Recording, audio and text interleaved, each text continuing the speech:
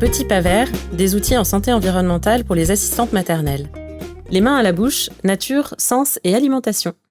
Bonjour et bienvenue à tous sur le podcast Petits pas verts qui vous est proposé par la Mutualité française Nouvelle-Aquitaine, une fédération de vraies mutuelles et un expert en prévention qui vous aide à prendre soin de votre santé. Il est financé par l'ARS Nouvelle-Aquitaine dans le cadre de la stratégie des 1000 premiers jours de l'enfant et de son action en santé environnementale. Dans ce nouvel épisode, nous allons parler d'un sujet à la fois familier et essentiel, l'alimentation. Mais pas seulement du point de vue nutritionnel. Nous allons explorer le lien entre l'alimentation et notre environnement. Manger est un acte complexe qui s'apprend à travers les interactions de l'enfant avec son environnement, ses relations sociales et les cadres éducatifs dans lesquels il évolue. Une alimentation saine et équilibrée, choisie avec conscience, est un levier puissant pour réduire l'exposition aux perturbateurs endocriniens qui peuvent affecter le développement et la santé des tout-petits. En cultivant dès le plus jeune âge une relation sereine et éclairée à la nourriture, nous favorisons une meilleure santé individuelle. Moins de déchets, moins de produits chimiques, plus de choix durables. Et ces habitudes ancrées tôt deviennent des réflexes pour des adultes plus résilients et un monde plus sain. Pour mieux comprendre cette approche, je vous invite à découvrir le parcours de Catherine, cofondatrice de Caralim. Bonjour Catherine. Bonjour Laure. Alors Catherine, pour commencer, est-ce que vous pouvez vous présenter et présenter les actions de l'association ? Alors moi je suis Catherine, je suis diététicienne et je représente l'association Caralim, née en 2015. L'association est née de la rencontre entre une consoeur diététicienne et un animateur culinaire. Ensemble, nous souhaitions promouvoir une approche de l'alimentation non moralisatrice, notamment dans le cadre du surpoids et de l'obésité de l'enfant. Au fil des années, l'éducation alimentaire est devenue le cœur du projet de l'association Caralim et aujourd'hui, l'association forme et accompagne les professionnels pour répondre aux enjeux de l'éducation alimentaire et permettre à chaque enfant d'explorer librement les aliments en gagnant autonomie et confiance. Donc cette approche, elle est basée essentiellement sur l'exploration sensorielle. Et est-ce que du coup, vous pouvez nous dire en quoi cette approche est pertinente pour les assistantes maternelles ? Alors oui, l'approche les mains à la bouche est basée sur l'exploration sensorielle et elle est totalement pertinente pour les assistantes maternelles, mais également pour tous les adultes qui accompagnent les enfants autour du temps du repas, d'autres professionnels de la petite enfance et bien évidemment les parents. Donc on se rend compte que l'environnement éducatif est très important. Et qu'en est-il de la nature elle-même du coup ? Pourquoi est-ce que c'est essentiel selon vous que les enfants soient en contact avec la nature dès leur plus jeune âge, notamment dans le cadre de l'alimentation ? Ce qui va être important pour le développement de l'enfant, c'est sa capacité à appréhender son environnement. Et la nature offre une palette de sensations très riche, des couleurs, des textures, mais également des odeurs et ainsi de suite. Et nous allons retrouver cette palette de sensations dans l'alimentation et en particulier dans la famille des fruits et des légumes. Ok, et donc ce sont des activités assez simples comme le jardinage, la cueillette, le toucher des aliments, mais elles semblent avoir un impact assez profond. Est-ce que vous pouvez nous en dire plus sur leurs bénéfices concrets pour les tout-petits ? Oui, alors je vais prendre l'exemple du jardinage qui permet de ressentir une multitude de sensations agréables ou désagréables. Ça va être aussi la capacité d'accepter ces sensations désagréables et en même temps, l'enfant, dans des activités de jardinage, est en contact avec différentes odeurs, différents sons, comme par exemple le chant des oiseaux, différentes textures de la terre qui peut être sableuse ou collante, mais aussi être en contact avec des habitants un peu étranges comme des escargots ou des insectes, etc. Et c'est bien cette richesse sensorielle qui va préparer l'acceptabilité des aliments. Et donc ces observations semblent assez riches. Est-ce qu'aujourd'hui, il y a des études scientifiques ou des retours d'expérience qui étayent ces observations ? Alors on peut porter la réflexion en s'intéressant tout particulièrement aux travaux de Linda Cambon sur le sujet de l'éducation comme un déterminant majeur de la santé des enfants.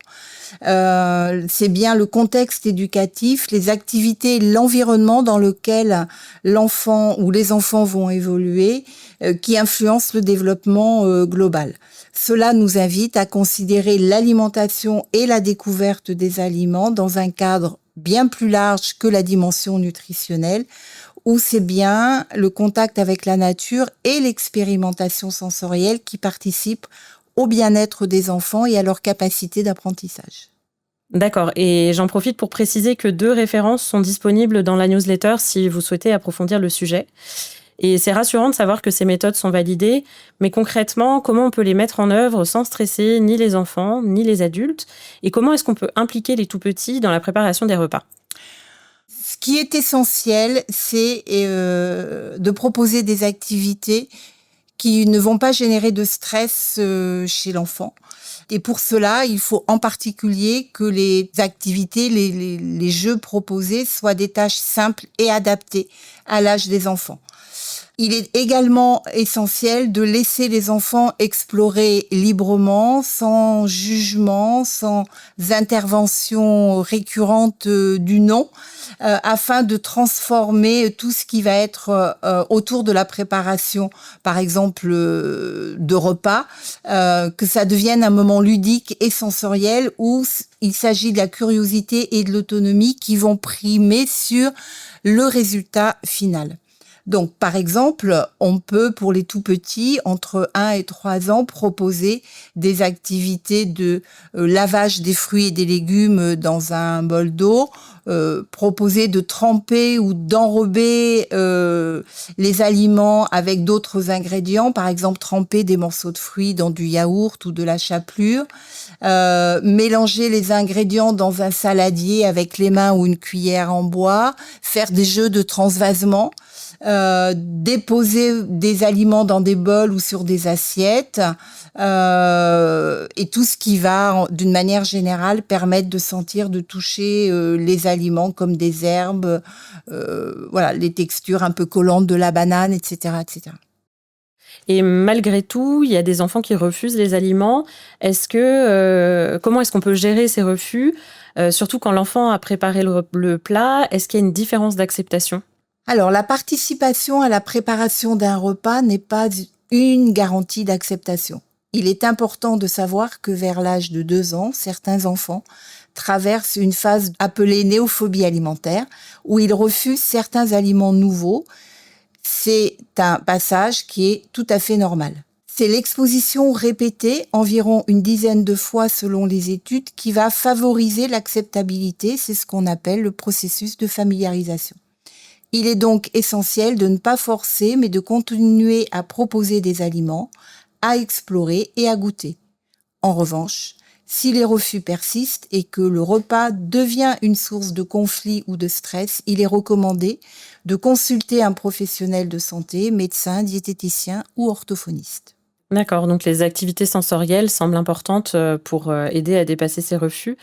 Quelles sont, selon vous, les activités les plus efficaces pour familiariser les enfants avec les éléments naturels et les aliments? Alors, l'activité majeure, c'est vraiment l'activité de toucher des textures qui vont être le plus contrastées possible, aller du toucher de textures sèches à des textures un peu plus mouillées ou un peu plus collantes. Donc, ça va aller du sable à la peau des fruits, à la terre mouillée, etc. Ensuite, on va aussi proposer tout ce qui est autour du sens de l'odorat. Les enfants sont très sensibles aux odeurs, donc sentir, identifier des herbes, des épices. Et puis après, on va déployer comme ça les 5 sens, écouter des sons, comme les bruits des feuilles. Et puis à la fin, mais vraiment à la fin, on va proposer à l'enfant de mettre en contact avec les lèvres et mettre à la bouche. Mais le chemin vers la bouche, c'est vraiment, je regarde en premier, la vue, je touche, je sens et enfin je goûte. Et donc on le sait, les journées des assistantes maternelles sont assez chargées. Comment est-ce qu'on peut intégrer ces activités dans un emploi du temps assez complet déjà sur une journée? Alors l'idée n'est absolument pas d'ajouter des activités en plus, mais bien de s'appuyer sur des temps du quotidien. Donc on peut profiter de sorties pour faire des expériences sensorielles. Évidemment le temps de préparation des repas, mais tout particulièrement le temps du goûter, qui est un temps un peu à part, peut être un bon prétexte à jouer avec la nourriture. Ce qui va être important, c'est que les adultes n'aient pas peur de laisser l'enfant jouer avec la nourriture. Jouer est souvent synonyme de gaspillage. Or, c'est plutôt, il faut vraiment le voir comme un moyen d'appréhender et de découverte de l'alimentation. Donc l'important, c'est vraiment la régularité, la simplicité des activités proposées et la posture de l'adulte, du professionnel qui accompagne et laisse l'enfant explorer à son rythme, découvrir, sans chercher, encore une fois, à préparer une belle assiette, sans chercher la performance. C'est étonnant que vous disiez ça parce que c'est assez contradictoire avec ce qu'on entend. On dit beaucoup aux enfants, ne jouez pas avec la nourriture. Alors oui, ce sont des principes éducatifs. On sait aujourd'hui que les enfants ont besoin, peut-être encore plus à l'heure actuelle, les enfants ont besoin d'être en contact avec les éléments de la nature.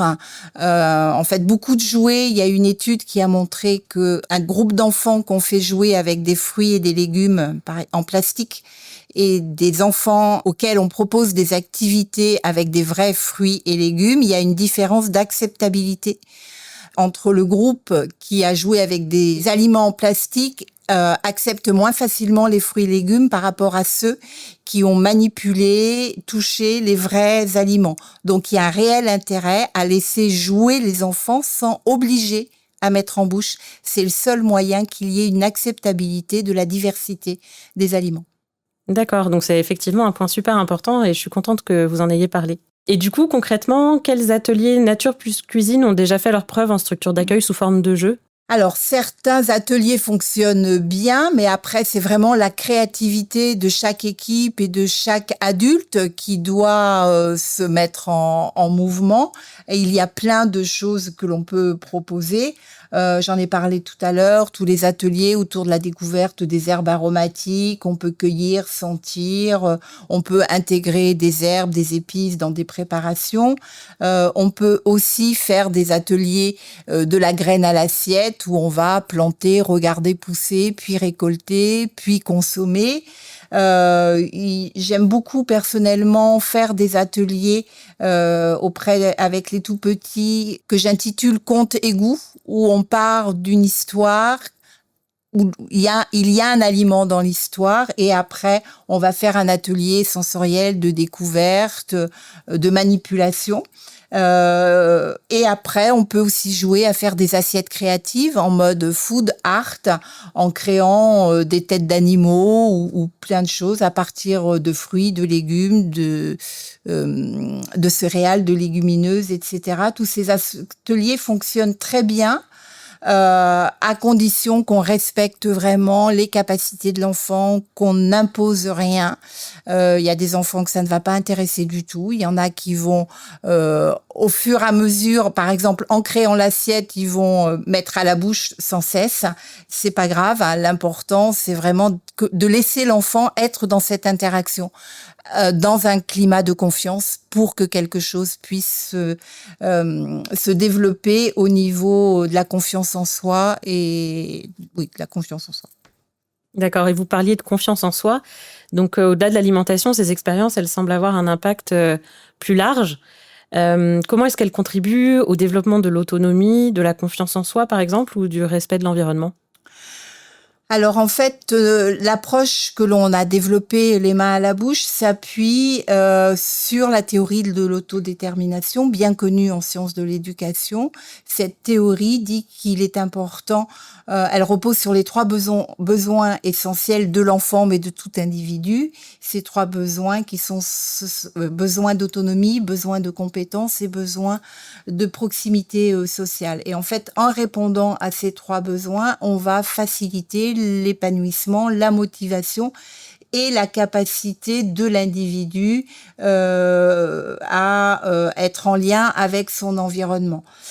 Donc laisser l'enfant être acteur de ses découvertes, l'accompagner progressivement à prendre confiance en ses capacités, vont lui permettre, vont être des expériences qui vont favoriser l'autonomie, l'estime de soi et vraiment une relation plus respectueuse à soi, à l'alimentation et à l'environnement.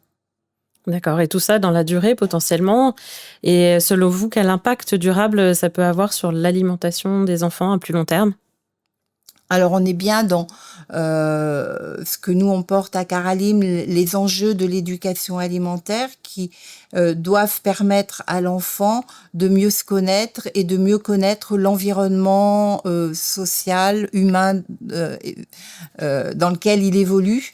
Donc, plus les enfants vont expérimenter, interagir activement avec leur environnement alimentaire, plus les enfants vont pouvoir développer leur autonomie, la réflexion en grandissant et la capacité à agir avec confiance. Et ces compétences vont leur servir bien au-delà de l'alimentation. Elles vont leur permettre de s'installer dans leur taille d'adulte, si je puis dire, et leur servir toute leur vie. D'accord. Merci Catherine pour toutes ces informations. Pour finir, si vous aviez un message clé à faire passer aux assistantes maternelles qui souhaitent agir sur ce sujet, quel serait-il ? Alors, le principal message, c'est laisser les enfants explorer et goûter librement, les laisser manipuler, jouer avec les aliments, voire même les accompagner avec le plus de bienveillance possible, ne pas avoir peur de laisser jouer avec les enfants avec la nourriture. Cela contribue à leur autonomie, leur curiosité et permet une relation positive et joyeuse à l'alimentation. Merci beaucoup Catherine. Pour celles et ceux qui souhaitent en savoir un petit peu plus, où est-ce qu'on peut trouver les ressources ou contacter Caralim ? Alors, vous pouvez accéder aux ressources en consultant le site de l'association www.caralim.org à la page détaillant le programme Les mains à la bouche. Vous pouvez également nous contacter directement par mail via l'onglet « Contact » sur le site, ou vous pouvez envoyer un mail à l'adresse caralim.asso@gmail.com pour obtenir des supports ou échanger sur la mise en place de formations ou d'actions. Enfin, vous pouvez télécharger gratuitement le guide Nutrition et Petite Enfance réalisé en partenariat avec Promotion Santé Nouvelle-Aquitaine. Parfait. Et donc, pour celles et ceux qui souhaitent approfondir, le lien vers le site Caralim est disponible dans la newsletter, ainsi que le lien vers le guide Nutrition et Petite Enfance. Merci beaucoup, Catherine. Votre approche les mains à la bouche nous rappelle que l'alimentation, c'est bien plus qu'un repas. C'est un moment de découverte, de confiance et de lien avec la nature et avec soi-même. Et merci à vous, auditrices et auditeurs, d'avoir été là. Si ce podcast vous a parlé, partagez-le autour de vous. Et surtout, cette semaine, testez un petit geste, une activité sensorielle, un moment de cuisine avec les enfants, une sortie dans la nature et dites-nous en commentaire ou par mail quel geste vous avez choisi. À très bientôt pour un nouveau podcast sur le thème de la santé environnementale parce que chaque petit pas compte.